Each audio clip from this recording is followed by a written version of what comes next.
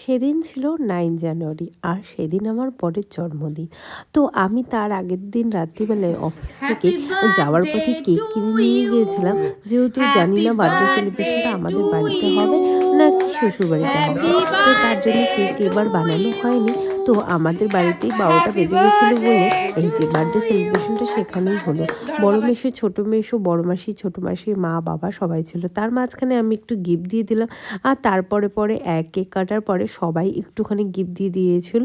তারপরে এখানে কেক কাটিংয়ের পরে কেক খাওয়ানোর পালা চলছিল। যাই হোক, সবাই একটু পেট ভরাই ছিল বলে কেক খাওয়া হয়নি বেশি। তারপরে আমরা বাড়ি চলে আসলাম। আর পরের দিন সকালবেলায় বর চলে গিয়েছিল, যেহেতু অফিসে ছুটি হয়নি, তো তার জন্য।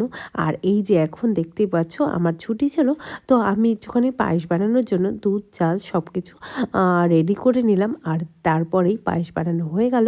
আর বর চলে এসেছিলো অফিস থেকে। এখন বরকে মা একটুখানি আশীর্বাদ দিয়ে নিচ্ছে। বর একটু লজ্জায় পাচ্ছিল। যাই হোক, এই যে দেখতে পাচ্ছ বরকে তারপরে পায়েসটা খাইয়ে দিল। তারপরে আমরা সন্ধ্যাবেলায় চলে গিয়েছিলাম মামা বাড়ি।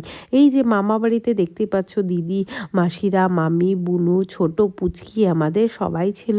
আর তার মাঝখানে এই যে বর বসে পড়েছে বার্থডে সেলিব্রেশন করার জন্য। মামি একটা ছোট্ট কেক নিয়েছিল, যেহেতু দোকানে যেই কেকটা ছিল সেটাই। আজকের মতন ভিডিওটা এখানেই শেষ করছি।